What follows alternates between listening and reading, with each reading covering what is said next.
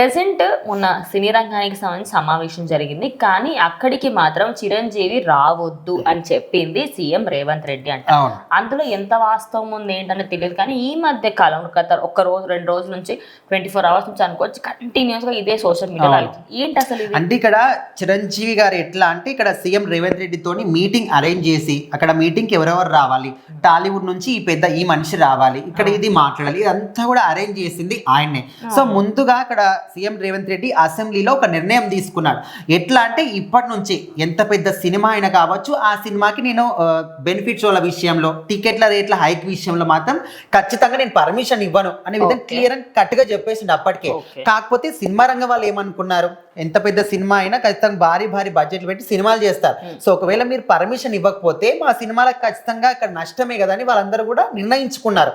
So ఆయన ఒక నిర్ణయం చెప్పాడు. సో ఆయన నిర్ణయానికి మనం కట్టుబడి ఉంటాం, మనం కూడా ఒక ప్రయత్నం చేద్దాం, మాట్లాడదాం, ఒప్పిద్దామని అందరూ కూడా మాట్లాడుకున్నారు. అప్పుడు ఇక్కడ ఇనిషియేటివ్ ఎవరు తీసుకున్నారు, మెగాస్టార్ చిరంజీవి. సో ముందుగా ఇక్కడ సీఎం రేవంత్ రెడ్డితో మాట్లాడాడు. సో ఇట్లా అనుకుంటున్నాం, మేము మీటింగ్ అనుకుంటున్నాం, మాట్లాడడానికి వద్దాం అనుకుంటున్నాం అని చెప్పినప్పుడు అప్పుడు ఆయన ఒక మాట చెప్పాడు, ఓకే సార్ ఇదంతా ఇనిషియేట్ మీరు తీసుకోండి, నేనైతే రెడీగా ఉన్నా, మరి ఎవరెవరు రావాలి, ఏం మాట్లాడతారు, ఇదంతా మీరు మాట్లాడుకొని అప్పుడు సెట్ చేయండి అనే విధంగా చెప్పాడు. సో అప్పుడు ఆయన ఇక్కడికి ఎవరెవరు వెళ్ళాలి, అక్కడ ఏం మాట్లాడాలి, ఇదంతా కూడా ఆయన సెట్ చేసి అరేంజ్ చేశాడు. ఓకే మీటింగ్ అయింది, ఓకే అంతా అయిపోయింది. అక్కడ ఆయన ఏదైతే అసెంబ్లీలో ఒక డెసిషన్ తీసుకున్నాడో దానికి కట్టుబడి ఉన్నాడు. ఏదో పెద్దవాళ్ళు వచ్చారు, సినిమా ఇండస్ట్రీ వాళ్ళు వచ్చారు, సెలబ్రిటీస్ వచ్చారు, ఇంకా వాళ్ళు చెప్పిన దానికి నేను పర్మిషన్ ఇస్తాను, ఒప్పుకుంటాను, ఇట్లా కాకుండా ఆయన ఏదైతే మాట చెప్పాడో ఒక ప్రజాప్రతినిధిగా, ఒక సీఎంగా చెప్పిన మాటగా నిలబడ్డాడు. ఇక్కడ అసెంబ్లీలో ఒక మాట, ఏదో వీళ్ళు వచ్చి అడిగినందుకు దాన్ని మార్చడం ఇదంతా కూడా లేదు. ఖచ్చితంగా నేను ఇచ్చిన అసెంబ్లీలో ఏ మాట చెప్పానో అదే మాట మీద ఉంటా. మీకు బెనిఫిషియల్ విషయంలో మాత్రం అస్సలకే మీకు పర్మిషన్ ఇవ్వను, టికెట్ల హైక్ విషయంలో మాత్రం ఆలోచిస్తాం, దాన్ని కూడా ఇంకా నేను పర్మిషన్ ఇవ్వను, ఆలోచిస్తాం అన్నట్టుగా చెప్పాడు.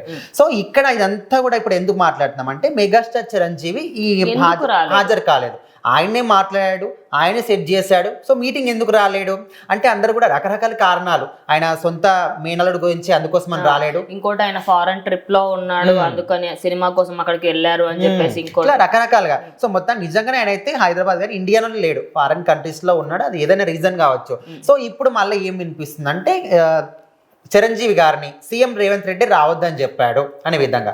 సో ఎందుకు అని ఆలోచిస్తే మనకు ఇప్పుడు సినిమా ఇండస్ట్రీలో ఉన్న చాలా మంది పెద్దవాళ్ళు ఉన్నారు, బాలకృష్ణ కావచ్చు, నాగార్జున కావచ్చు, మిగతా వాళ్ళందరూ కూడా ఏదో ఒక ఫ్యామిలీ బ్యాక్గ్రౌండ్ తో వచ్చిన వాళ్ళే ఉన్నారు. వాళ్ళ నాన్నగారు, వాళ్ళ ఎవరో ఒకరు సినిమా ఇండస్ట్రీలో ఉన్నారు. కానీ ఈయన మాత్రం ఒక మధ్య తరగతి కుటుంబం నుంచి వచ్చి అసలు ఎన్ని కష్టాలు పడి, ఎన్నో అవమానాలు, ఎన్నో స్ట్రగుల్స్ ఫేస్ చేసి ఇప్పుడు అసలు తెలుగు సినిమా ఇండస్ట్రీకి ఒక బాస్ అంటే ఎవరంటే మెగాస్టార్ చిరంజీవి. సో ఈ రేంజ్ ఎదిగాడు. సో ఆయన కష్టాలు అవన్నీ కూడా నాకు తెలిసిన విధంగా సీఎం రేవంత్ రెడ్డి చెప్పాడు.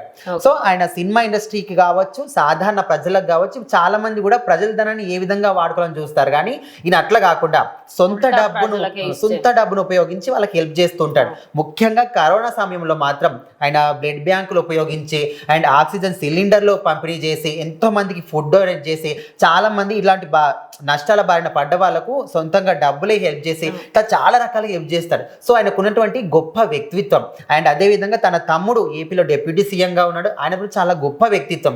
సో ఇలాంటి ఒక గొప్ప వ్యక్తిత్వం ఉన్నటువంటి మనిషిని నా ముందు కూర్చోబెట్టి నాకు నమస్కారం చేసి నేను క్వశ్చన్ చేసి ఆయన ఆన్సర్ చేసి అస్సలు కరెక్ట్ కాదు, అందుకోసమనే నేను మెగాస్టార్ చిరంజీవి గారిని రావద్దని చెప్పాను అనే విధంగా ఆయన ఒక క్లియర్ కట్ గా చెప్పాడంట. అంటే మనం చూసుకోవచ్చు ఆయనకు ఎంత వాల్యూ ఇస్తున్నారు మన సినిమా ఇండస్ట్రీ మొత్తంలో కూడా. ఇప్పుడు అక్కడికి ఎంతమంది వెళ్ళారు, దిల్ రాజు కావచ్చు, అల్లు అరవింద్ కావచ్చు, పెద్ద పెద్ద వాళ్ళందరూ కూడా వెళ్ళారు, కానీ అక్కడ ఎవరికి ఇవ్వని వాల్యూ ఎవరికి ఇస్తున్నారు, మెగాస్టార్ చిరంజీవికి. సో ఆయన ఒక గొప్ప వ్యక్తిత్వం ఉన్న వ్యక్తి కాబట్టి ఆయన రావద్దు, నా ముందుకు వచ్చి కూర్చొని దండం పెట్టడం, నేను ప్రతి నమస్కారం ఇదంతా వద్దు అనే విధంగా చెప్పాడు.